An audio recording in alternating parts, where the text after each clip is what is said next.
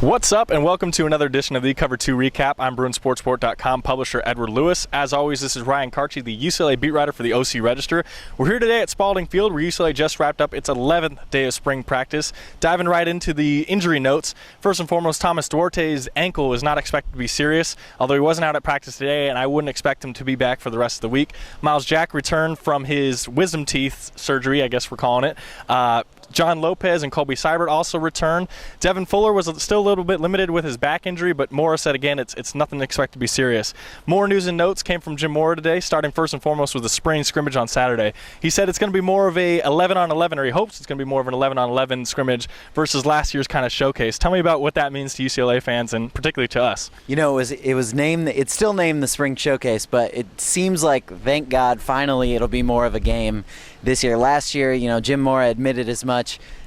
It ran just a little too long. There wasn't really any game-like aspects last year, which I think, you know, people kind of showed their frustration with that, and it obviously frustrated us as media members. But this year we should get to see a little bit more of the game aspects, you know, the defense versus first-team offense.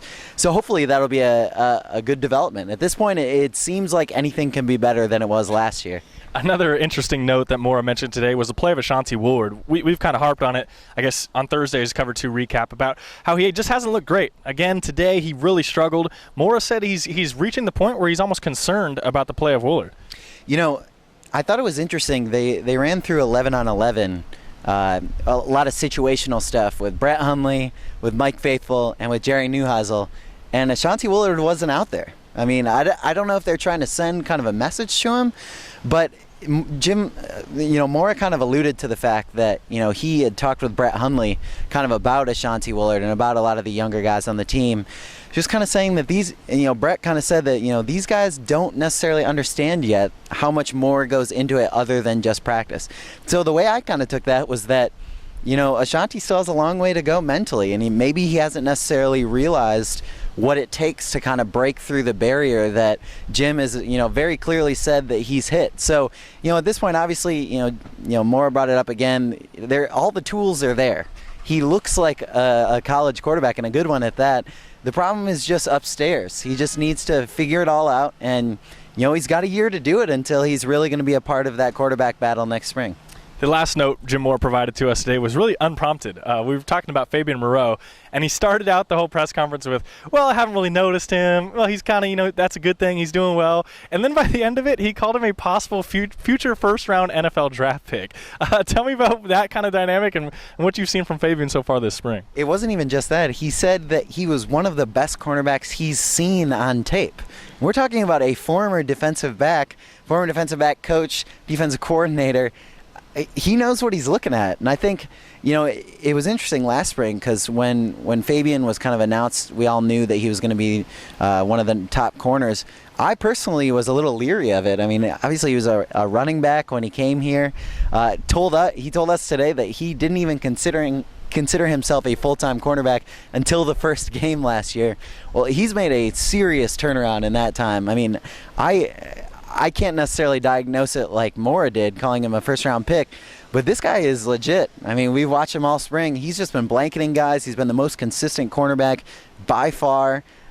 He looks like at least an all Pac-12 performer, and at this point, like Mora said, he could be a first-round pick. I honestly think I have to believe Jim Mora on this one, that, you know, he's got a very bright future ahead. I think he's already one of the best defensive players on this team. We also asked him about his size. He says he's now 6'1", 202, which I think he came in at like 5'11 and a half or 6 feet, 179 2 years ago. So he's made a drastic improvement there. Top performers, give me your two guys.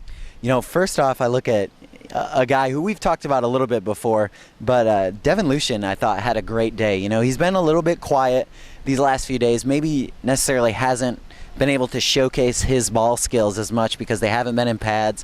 It hasn't been as physical. But today he had one great catch, maybe the only time I saw Fabian Moreau get slightly beat all day. He came across the middle and just basically stole it out of Fabian Moreau's range.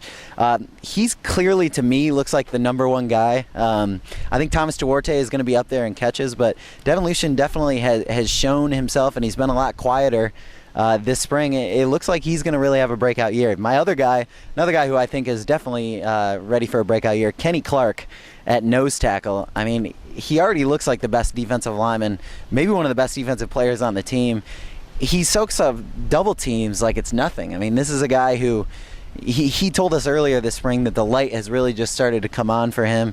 He's gotten stronger. He's worked on his footwork, and the footwork especially. If you watch his feet, he's getting in a lot better position, and it's showing in how well he's been able to eat up those double teams. So, in terms of their run defense, in terms of where it's going this season, I think he's going to play the biggest part in that. And Jim said specifically today that their run defense has definitely taken a step forward, and a lot of that has to do with Kenny Clark. My top performers today started with Isaac Savaianea. Coming back from that shoulder injury, he had a really nice string of practices, probably 2 or 3, and I thought it was just him with fresh legs versus guys, with slower legs, because he has, in the first couple weeks of spring, just looked a little bit slower, kind of stuck in a little bit of mud. And then today, I realized, what? Now that the pads are on, now that he can go 100%, I mean, this is his environment. His environment isn't shorts and shells and diagnosing things. It's going downhill and slamming his face into somebody. And he's been really impressive the last week, ever since coming back from that shoulder injury. He's been one of the best linebackers on this team, which is saying something. My other top performer is Kylie Fitz. This was a guy that we had specifically singled out here on the Cover 2 recap as somebody we wanted to see more from, and boy, has he delivered. After beating up Malcolm Bunch the other day, he was now working Kenny Lacey and guys like that today, just running around guys, being a pass rushing kind of guy. Today he was actually working with the first team in that nickel 4-2-5 setting, and I think that speaks volumes to where he's come from in 2 weeks, because a couple weeks ago it looks like he was going to get buried behind Vanderdoes and Matt Dickerson and Jacob Tuioti-Mariner and Ainu Taua, and now it's looking like, man, he might have a shot to start or even be in the rotation. And Jim Morey even singled him out today as being one of those guys that really caught his eye. That'll wrap up our coverage today from Spalding Field. As always, you can follow Ryan's coverage of UCLA at Ryan_Karchi on Twitter and at OCRegister.com. As always, you can follow me on Twitter at EdwardLewisBSR and at BruinSportsport.com. Until the next time, thanks for tuning in to the Cover 2 Recap.